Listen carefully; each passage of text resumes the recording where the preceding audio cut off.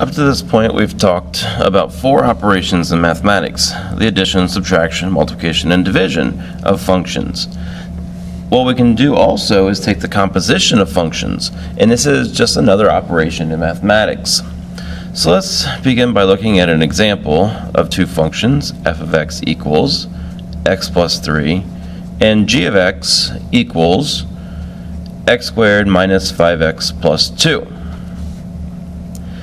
The composition of functions we can write in several different ways. We can see f o g of x. This is written or read as f of g of x. Or we could see it as f quantity g of x. And again, this is read the same way, f of g of x.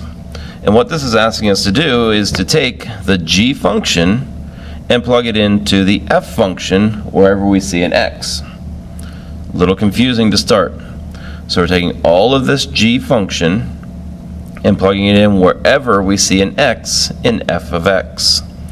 So our f of g of x is going to look like x squared minus 5x plus 2 plus 3. Notice all of this was our x in f of x. From here, we can go ahead and simplify. Since there's nothing else happening to this quantity, we can take it out of its quantity and combine like terms. So we have x squared minus 5x plus 5. We can also find g of f of x.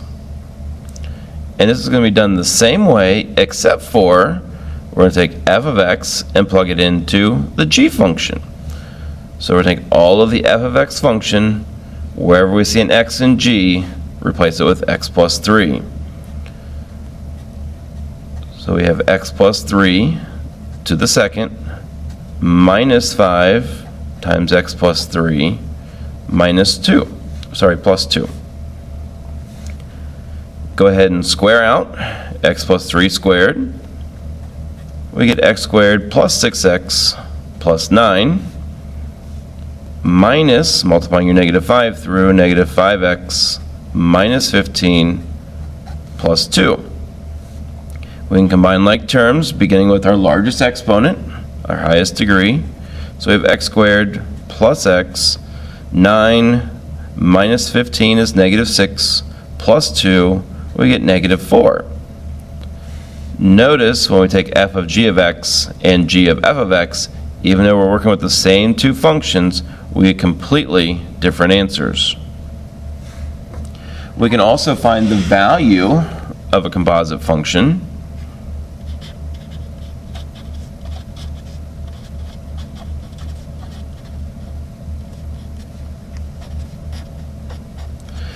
And to find the value of composite functions is the same way as if we were finding the value of a function, but we're just doing it kind of twice. So let's give you 2 new functions. Let's say f of x equals x squared plus 3x minus 1, and g of x was equal to negative x plus 2.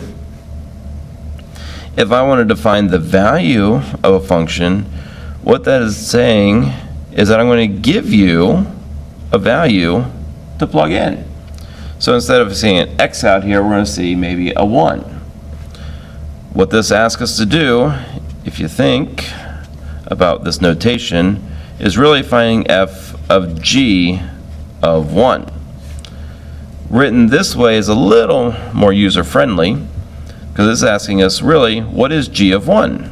Well, to find g of 1, off to the side, go to your g function, plug in your 1, so we have negative 1 plus 2, that gives us 1. So then we're going to find, actually, f of 1. Taking your 1, plugging it into your f function now, we get 1 squared plus 3 times 1 minus 1. Simplifying, we have 1 plus 3 minus 1 gives us 3. So we say that f of g of 1 equals 3. And that's the value of a composite function. Now the question would become, do you get the same thing if you find g of f of 1? Now let's go ahead and take a look at g of f of 1 using those same functions. So we're going to start by finding f of 1. F of 1, we have 1 squared plus 3 times 1 minus 1. This gives us 1 plus 3 minus 1, which gives us 3. So our actual problem now, our new problem, is to find g of 3. G of 3, remember g function, off to the side, g of x was negative x plus 2. Taking your 3, plugging it in for your x, we get negative 3 plus 2, which gives us negative 1. So notice our answer from our g function is not the same as when we took f of g of x. And that is your composite function operation.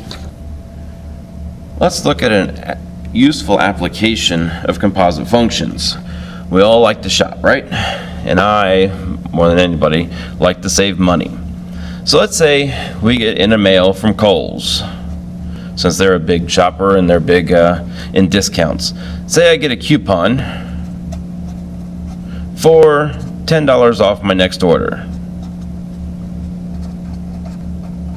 And let's say also that I receive a 30% off discount. And I can use both of these in my same transaction. And I want to go to Kohl's and buy this great new pair of pants, new pair of jeans. And let's say these new jeans are regularly priced for $40. Well, what happens if I take the 30% off first and then add my coupon? Or would I want them to take the coupon first and then take the 30% off? Which one would give me the better deal? How do I want them to do it? If I get a new cashier, I can probably persuade them to do it the way I want to do it. So let's first set up two functions. Let's say f of x is going to talk about our discount first. Well, if we look at our discount, our 30% off, we're going to have to pay 70%. So if it's 30% off, we pay 70% of the cost, of the original cost. So our f of x then is going to be 0.7x. And if we set up another function, g of x, and let's take g of x as being the coupon. So this is our percent off, and this is our coupon. So our g of x then is going to be $10 off of our price. So we have x minus 10. Well, let's go ahead and work this two different ways. Let's say that we first take our percent discount off before we take the coupon off. So then what we're going to look at is a g of f of x. So we're taking the percent off first, and then we're taking that answer, plugging it into our g of x, which then takes off our coupon. So g of f of x is going to take our f of x function, plug it in for your x, so we get 0.7x minus 10. If we look at our $40, then we're looking at g of f of 40.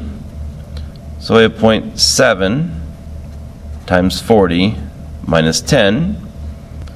0.7 times 40 is 2.8. That's not right. It's 28.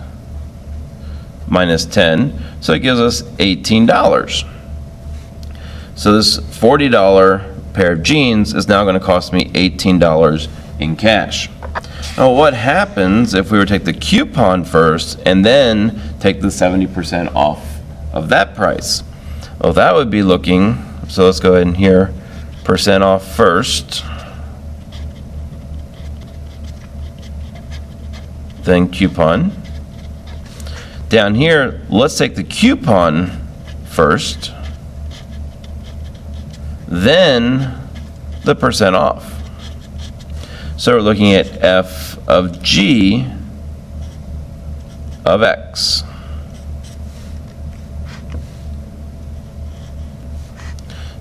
So here we're taking our g function and plugging it in to our f function. So we have 0.7 times x minus 10. So here we can go ahead and find f of g of 40. So it asks us to take 40, plug it into here.